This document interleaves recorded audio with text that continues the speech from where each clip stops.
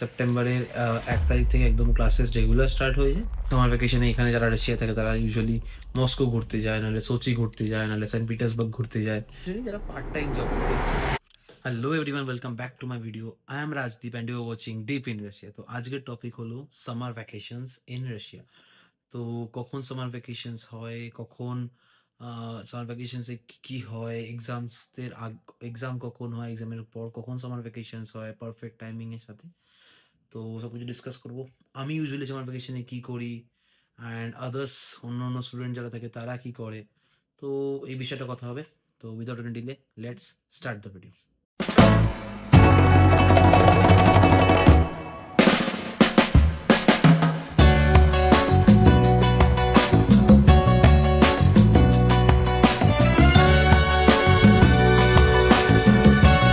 Hello everyone, welcome back to my video. I am Rajdeep and you are watching Deep in Russia. So summer vacation start হয় in the month of July and August. যদি একদম proper কেউ জিজ্ঞেস করে, one line answer, in the month of July আগস্টে summer vacation হয়। তো June মাসে এন্ড উইক অর জুলাই মাসের ফার্স্ট উইকে তোমার মেইন এক্সামস হয়ে যাবে। First year, second year, third year সবারই মোটামুটি ওই টাইমেই হয়ে যায় এক্সামস। অ্যান্ড এক্সামস হয়ে যাওয়ার পরে তারপর সামার ভ্যাকেশন স্টার্ট হয়ে যায়। ইউজুয়ালি সামার ভ্যাকেশনসে ইন্ডিয়ানস যারা যারা এখানে স্টাডি করছে, যারা অ্যাব্রডে আসে রাশিয়াতে পড়াশোনা করে, রাশিয়া বলো বা অন্য কান্ট্রিজ, সবাই ওই টাইমে বাড়ি ফেরত যায় ইন ২ মাসের জন্যে। July and August. সেপ্টেম্বর থেকে নতুন সেশন স্টার্ট হয়ে যায়। সেপ্টেম্বরের ১ তারিখ থেকে একদম ক্লাসেস রেগুলার স্টার্ট হয়ে যায়। তো জুলাই অ্যান্ড আগস্টে সবাই ওই টাইমে বাড়ি ফিরে যায়। অ্যান্ড তোমাদের যারা এক্সাম যখন চলবে, তো মোটামুটি তোমার ক্লাসেস শেষ হয়ে যাবে in the month of June first week. মাঝখানে 2 উইকস টাইম দেয় ফর প্রিপারেশন। অ্যান্ড যাদের কোনো ক্লাসেস যদি মিস হয়, অত্রবোধ বা রিওয়ার্ক যদি করার থাকে তাহলে তারা রিওয়ার্ক করে। অ্যান্ড রিওয়ার্ক করার পরে যাদের রিওয়ার্ক করার থাকে না, তারা ইউজুয়ালি ক্লাসেস কন্টিনিউ নর্মাল হোস্টেলে থাকে, তারা পড়াশোনার প্রিপারেশন করে এক্সামের জন্যে। আর এক্সামস হয় জুন মাসের লাস্ট উইক অথবা জুলাই মাসের ফার্স্ট উইক। অ্যান্ড তারপর ইউজুয়ালি সবাই ফ্লাই করে ব্যাক টু ইন্ডিয়া। তো ২ মাস মোটামুটি ইন্ডিয়ায় থাকে সবাই। অ্যান্ড ইন্ডিয়ায় থাকার পরে ইউজুয়ালি সেপ্টেম্বরের ফার্স্ট উইক থেকে ক্লাসেস স্টার্ট হয়ে যায়। ১ তারিখ থেকে ইউজুয়ালি স্টার্ট হয়ে যায়। কোনো টিচাররা একটু ডিলে করে, সেপ্টেম্বরের ৪-৫ তারিখ করে, বাট ফার্স্ট উইকের মধ্যে ক্লাসেস স্টার্ট হয়ে যায়। অ্যান্ড স্টুডেন্টদেরকে ইউনিভার্সিটি থেকে বলে দেয় কি জুলাইয়ের সেকেন্ড উইকে টিকিট করার জন্য, অ্যান্ড রিটার্ন করার জন্য আগস্ট এন্ড উইকের আগে ইউজুয়ালি সবাই চলে আসে। এসে নিজের রুম যেটা অ্যারেঞ্জ করা, নিজের ডেইলি লাইফ আবার নিচে পুরোনো মতন ডেইলি লাইফ স্টার্ট করা। তো এই সমস্ত করতে একটু টাইম লেগে যায় ইউজুয়ালি, কারণ বাড়ি থাকতে সব কিছু হাতের কাছেই পাওয়া যায়। ইউজুয়ালি কিছুই করতে হয় না। টাইম টু টাইম খাওয়া, সবকিছুই ঘোরাফেরা সবকিছুই হাতের কাছেই হয়ে যায়। আলাদা করে কিছু করতে হয় না। তো আবার এখানে আসার পর একটা সেই রুটিনে আসা, তো একটু টাইম লাগে। আ একটু টাইম মানে ২-৩ দিন টাইম লাগে। তারপর একটা হোম সিকনেস থাকে যে এতদিন বাড়ি ছিলাম, তারপর এখানে ফেরত আসা। তো এই সমস্ত জিনিসগুলো থাকে। থাকার পরে সেপ্টেম্বরের ১ তারিখ থেকে ইউজুয়ালি ক্লাসেস স্টার্ট হয়ে যায়। অ্যান্ড তারপর তো চলতেই থাকে। অ্যান্ড সামার ভ্যাকেশনে ইউজুয়ালি যারা ইন্ডিয়ানস তারা তো ইন্ডিয়াতে ফেরতই যাচ্ছে। আর যদি কেউ জিজ্ঞেস করে যে ফেরত যেতে গেলে যে কত টাকা টিকিট খরচা হয়, দেখো, ডিপেন্ড করে তুমি কখন টিকিট করছো। যদি তুমি টিকিটটা একটু পারফেক্ট টাইমে in the month of April মেতে যদি তুমি টিকিট করে নাও, এপ্রিলের স্টার্টিংয়ে যদি টিকিট করে নাও, এপ্রিল অব্দি যাওয়া দরকার লাগে না, মার্চের এন্ড ইয়া এপ্রিলের ফার্স্ট উইকের মধ্যে তুমি টিকিট করে নাও, তাহলে অ্যারাউন্ড, আমি লাস্ট ইয়ার টিকিট যখন করেছিলাম আমার নিজের খরচা পড়েছিল 36,000 আপ অ্যান্ড ডাউন দুটো টিকিটই হয়ে গেছিলো। বাট আমার রুটটা একটুখানি ঘোরানোর রুট ছিল।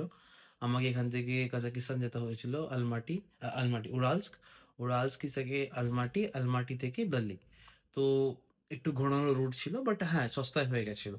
ইউজুয়ালি মস্কো টু দিল্লি যেটা টিকিটগুলো হয়, তো সেই টিকিটগুলো ভায়া উজবেকিস্তান, ভায়া বাকু, আজারবাইজান এয়ারলাইন্স, এই সমস্ত এয়ারলাইন টিকিট একটু সস্তা হয়। 35-36,000 আপ অ্যান্ড ডাউন হয়ে যায়, রাউন্ড ট্রিপ হয়ে যায়।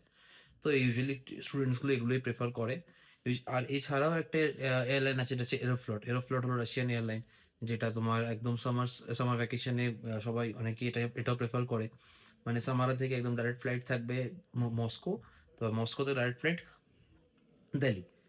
এটাও অনেকে করে। অনেকে যারা কলকাতায় থাকে তারা ইউজুয়ালি ফ্লাই দুবাইও করে অনেকে। এমনকি ফ্লাই দুবাই করলে এখান থেকে দুবাই, দুবাই থেকে ডাইরেক্ট কলকাতা। তো দিল্লি যাওয়া আসার কোনো ঝামেলা থাকে না।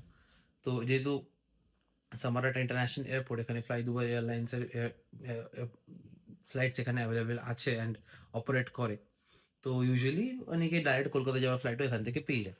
তো সামার তো এটা তো বলেই দিলাম সবকিছু। আর একটা জিনিস যেটা বলার আছে সেটা হলো পার্ট টাইম জব।